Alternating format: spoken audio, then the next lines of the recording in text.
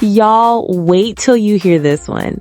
Imagine asking a married woman how her husband's doing, and she says, I don't know, I don't care, and that's okay.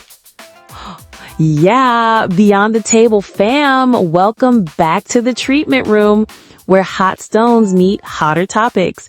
And today's story is gonna make some of y'all question your whole idea of marriage. Hey y'all, I'm your girl Sierra Cruz, and this is Beyond the Table, where massage meets real life therapy sessions. Every week, clients roll in for their massage and somehow roll out having dropped the juiciest, realest life gems.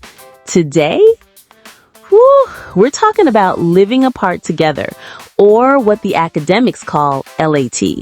Married couples who choose to live in separate homes on purpose. Not because of a fight, not because of a trial separation, but because they actually like it that way. And we're gonna weave in some stats, sprinkle some truth, and maybe, just maybe, give you ideas you didn't know you needed. So picture this. Clarissa is on my table, face down, getting her usual deep tissue massage. She's a regular, comes in twice a month. We start chatting like we always do when I ask her, how's the hubby doing? Without missing a beat, she goes, I don't know, I don't care, and that's okay. I froze for a second, y'all. I'm thinking, wait, what? My baby and I, we're not on this level. I'm over here texting where you at if he's 5 minutes late. Clarissa must have felt my energy shift because she flipped her head to the side and said, Sierra, let me tell you, he's doing his thing. I'm doing mine, and I love it massively. I wish I did this earlier. And girl, I'm so glad I didn't give up my damn apartment. I'm telling you, at this point, I'm massaging her shoulders, but it's like she's the one giving me the therapy session. She tells me it was either this or divorce. He pays for the apartment or he pays for the divorce. And guess what? He chose the apartment. Now we date more, we fight less, and we are both happier. And you know me, now I'm in full investigative reporter mode. I said, Clarissa, hold on. You mean to tell me living apart made y'all closer? She said, absolutely. And then she hit me with the ultimate mic drop. Just 'cause you love someone doesn't mean you gotta share a bathroom. Thank you for tuning in, BTT fam. Y'all know what to do. Like, comment, subscribe, and share this with someone who needs it. Bless your hearts, and thank you to all my Beyond the Table fans. Now let's get back into it. That conversation sent me down a research rabbit hole, y'all. I needed to know, how many other couples are doing this? Is Clarissa some wild unicorn out here, or is this actually a thing? Turns out, she's not alone. This is called living apart together, and it's a growing trend.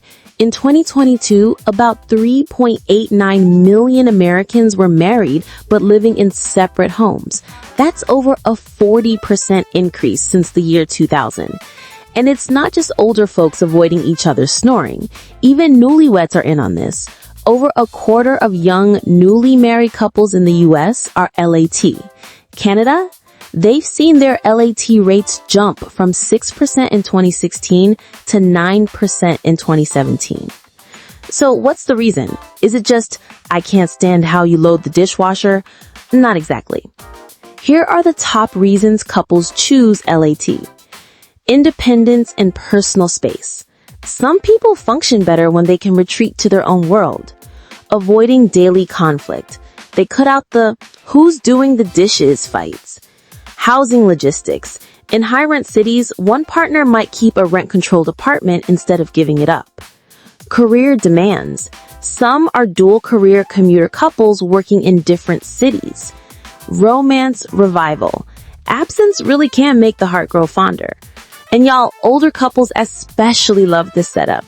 In fact, among adults over 60, LAT couples often report the same mental health benefits as cohabiting couples, but without the friction of living together.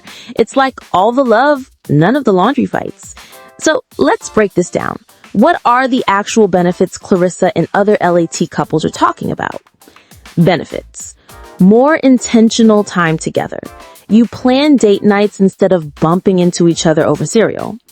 Personal autonomy. You can decorate your space however you want. Reduced conflict. No one's arguing about thermostat settings. Career flexibility. You don't have to compromise your job location. Renewed attraction. That mystery can come back when you're not always together. But it's not all wine and roses, okay? Challenges. Loneliness when you actually want to see your partner. Financial strain. 2 rents or mortgages can add up quick. Missing out on the everyday little things like morning coffee together. Social judgment. People assuming your marriage is in trouble. Back to Clarissa. I had to ask, girl, weren't you scared this would make y'all grow apart? She smiled and said, nope, we were already growing apart living together. Now we choose each other every day. She told me they still do Sunday dinners, still travel together, still have shared finances for big stuff, but the day-to-day, separate. And for them, that's the magic. She said their first year doing LAT, her friends were all, so when's the divorce? Now those same friends are asking her for advice on how to try it themselves. Y'all, this made me think. A lot of us were raised on the belief that marriage equals same roof, same bed, forever. Anything else? Must mean something's broken. But these couples, they're rewriting the rules. It's about designing a relationship that works for you, not what tradition says you have to do. And listen, I'm not saying this is for everyone. My baby, I like knowing he's 5 feet away. But for folks like Clarissa, it's freedom and commitment rolled into one. So here's my question for you, BTT fam. Could you do this? Could you love someone, commit to them, and not share an address? Would that bring you closer or make you drift apart?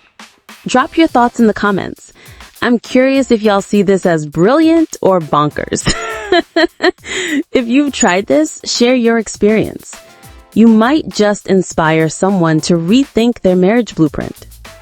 This is Sierra Cruz signing off from the treatment room.